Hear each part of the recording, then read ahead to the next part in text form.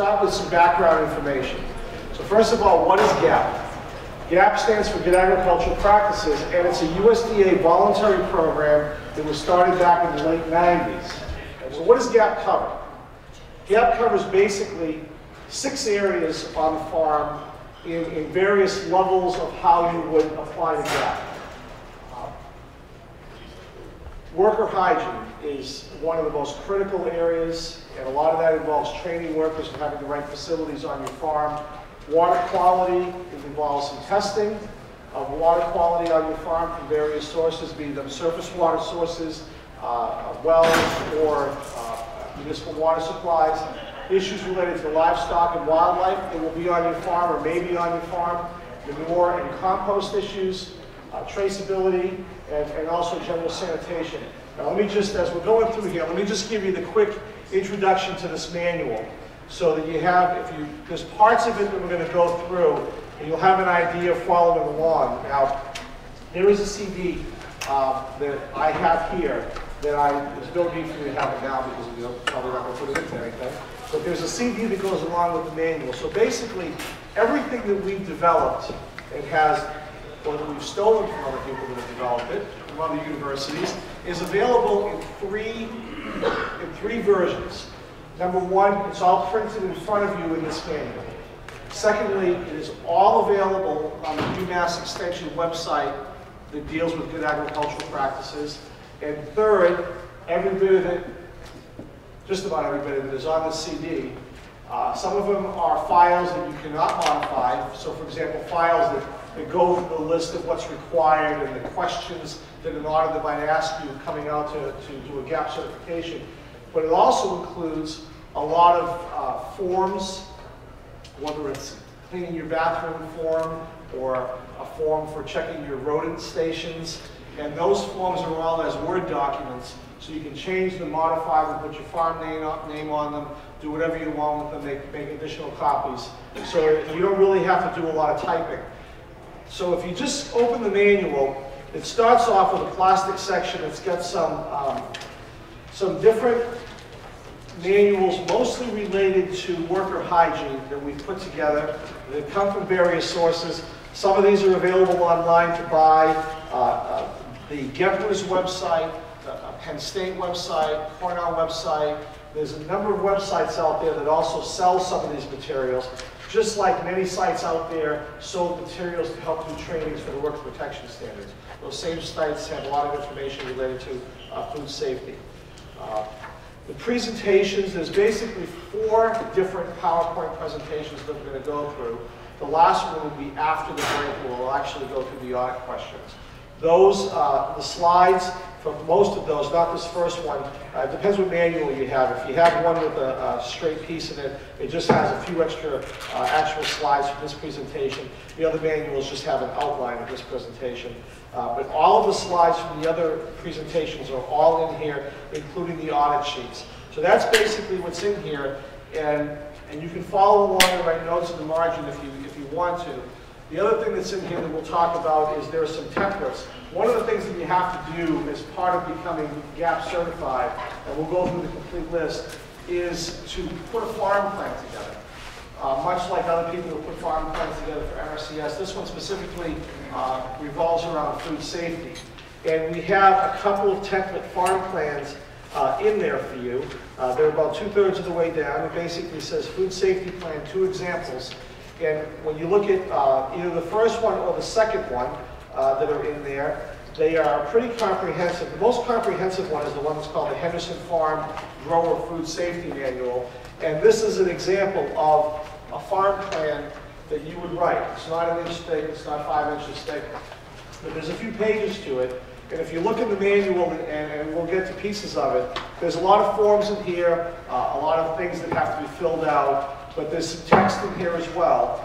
And what's important to remember is that becoming GAP certified is something that basically what you're doing is you're learning about food safety, then you're coming up with a plan that says how are you going to practice food safety on your farm. And your food safety plan is your plan in dealing with that. We're giving you a template that has a lot of the pieces in it, but it doesn't mean that that's the exact template that you're going to use. You may use 90% of it, you may use 50% of it. You may parts of it that don't apply to your farm, but it gives you the nuts and bolts of what needs to be in a farm plan.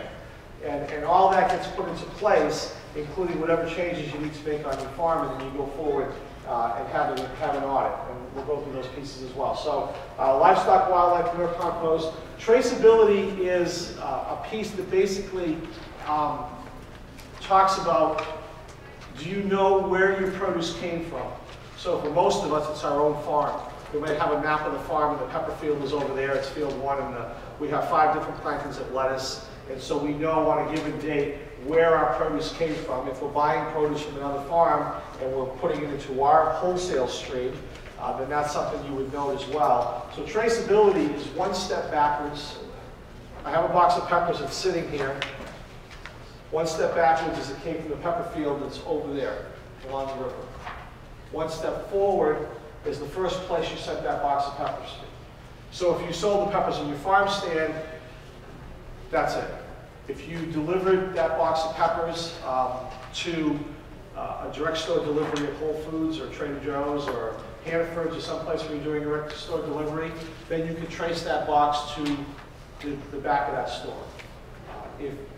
Even regardless if you're selling to Whole Foods and distributing to their warehouse in Cheshire, Connecticut, your one step forward is Whole Foods warehouse in Cheshire, Connecticut. The only piece about that is that you need some sort of identifying, you need documentation. And the thing about GAP that you're going to find is there's no rocket science. It's all about due diligence and documentation. That's what it's all about. So one step backwards is easy. You have a map of your farm, and today we harvested peppers. It's August 4th, and we know the peppers came from field number 1 down along the river. The forward step, going forward, and the pieces that you need, and for some people this is a piece that you might not have in place, is you need to have your name on the container if you're selling something out in the wholesale market. If you're selling it in your farm stand, it doesn't make any difference. But if you're selling it out in a wholesale situation, having your name on the box is very important. It doesn't mean you have to have your boxes pre-printed. You may be selling stuff in those reusable plastic containers that you can bring back and wash and reuse. You may have your name on that. You may just have stickers made that can handle being wet and put them on a wax carton or whatever container you're using. So your name and your location, and also some sort of identifying mark for that day. I happen to use this little gun. You know, in the old days, before barcodes, you went to the grocery store and the kids were out there with the little machine, and they'd squeeze it, and a little sticker would go on every can of green beans and so forth. They make guns like that. Daymark is a company that I use, D-A-Y-M-A-R-K. It's available online. It's a pretty inexpensive gun. You can put multiple codes on it. I like to use Julian date. So January 1st is 1, and December 30th or 31st is 365. January 1st is like 180, July 1st is like 181. I don't like to put the date, unless I have a customer that specifically requests that I put a date on the box.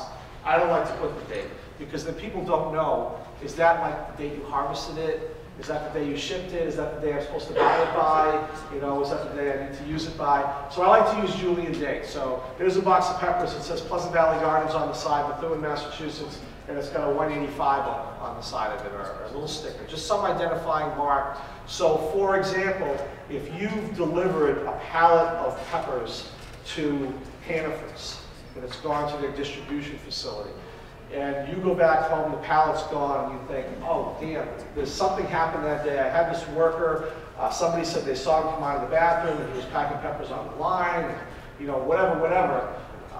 You have the ability to call up Hannaford's and say, hey, I sent the pallet of peppers to you yesterday. There's 50 on the pallet. It says Pleasant Valley Gardens, Methuen, Mass, and a date stamp of 185 or 207 or whatever the date is. We need to bring those back. Now, you know, once they're out of the box on the stand, there's not much people can do, especially if they happen to have peppers that day from 5 different sources, including New Jersey.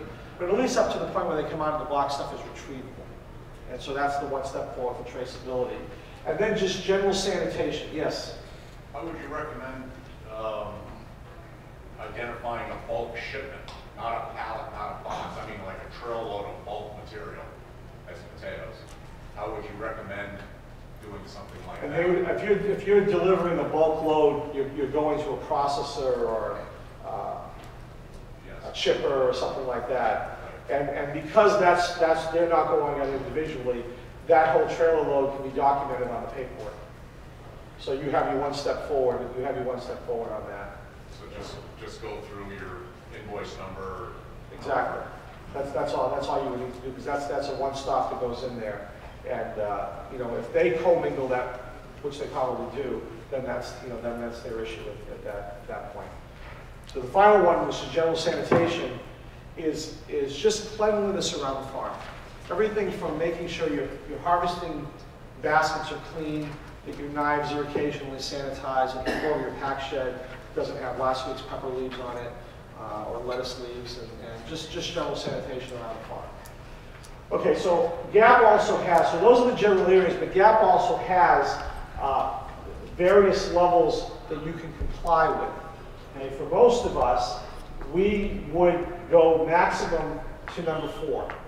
Hannaford's and Price Chopper, the growers that grow for Hannaford's and Price Chopper in New England, have to become GAP certified by this coming growing season.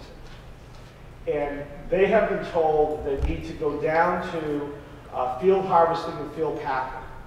They're not required to go to the next level, which would be like a pack shed or house packing facility, or to the next level, which is storage and transportation. But those are all parts of GAP, and those are all levels of certification that you can get within GAP. But like I said, for most people, you're going to start with 1 and 2. The thing about having an audit, if you say, boy, I'm all set with my farm plan, I'm all set with my farm review, I'm all set with field harvesting and packing, we'll go over all those questions in the second half of this. You say, I think I'm pretty close to being ready with my pack shed, I think I'm done, I think I've got everything in place, and you call for an audit from the Massachusetts Department of Agricultural Resources, and the auditor comes out, and he says, yeah, you're golden on farm review, you're golden on field harvesting and packing, but you didn't pass the section on on the pack shed. You don't pass anything. No partial credit on anything. Yeah. So if you say you're ready for parts 1 through 3, be ready for parts 1 through 3. 5, and you'll see it in your manuals as well, it used to be traceability. Traceability at one time was a standalone component, but a lot of people have said, in reality, traceability is probably one of the most critical things in terms of figuring out where product is and how to get it back if you need to. So now there's pieces of traceability in everything.